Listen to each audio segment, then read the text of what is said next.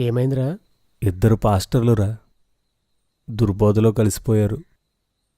ఒక సంఘం 160 మంది, ఒక సంఘం 50 మంది, మొత్తం 210 మంది విశ్వాసులు కూడా వాళ్ళతో కలిసిపోయారురా.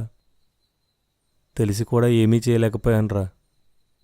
ఆ దుర్బోధకులు 2 నెలల్లో చాలా బాధగా ఉందిరా. ఫెలోషిప్లో చెప్పలేకపోయావా?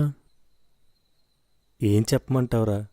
2 నెలల్లో 2 సంఘాల్ని నాశనం చేసిన సమస్య కోసం మాట్లాడడానికి 2 నిమిషాలు సమయం ఇచ్చారు. ఆ 2 నిమిషాల మాటలు కూడా సగం మంది వినలేదు.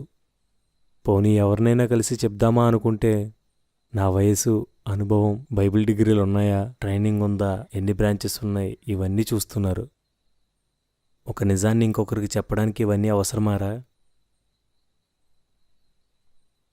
సర్లే, అయిపోయింది కదా, ఇంకొదిలే. ఏం వదిలేయమంటావురా? ఒక పాపి మారుమనసు పొందితే పరలోకమంతా సంతోషిస్తుంది. మరి ఆ మారుమనసు పొందినవాడు మరలా దారి తప్పిపోతే, దుర్బోధలో కలిసిపోతే పరలోకమంతా బాధపడుతుంది. 200 ఆత్మలు నాశనమయ్యాయిరా. ప్రభువుతో పాటు పరలోకంలో ఉన్న వాళ్ళంతా ఎంత బాధపడుతున్నారో. ప్రభు ఎలా ఉన్నాడో. సారీ ప్రభువా.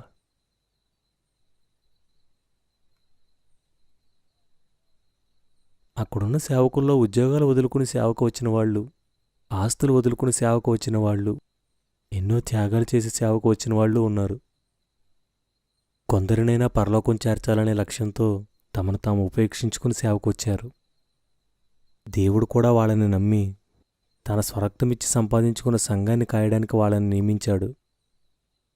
వీళ్ళు ఏ సంఘం కోసమైతే పనిచేస్తున్నారో, దేవుడు ఏ సంఘాన్నైతే అప్పగించాడో ఆ సంఘాన్ని ఎవరో వచ్చి మోసం చేస్తుంటే వీళ్ళింత నిర్లక్ష్యంగా ఎలా ఉన్నారో నాకు అసలు అర్థం కావడం లేదు.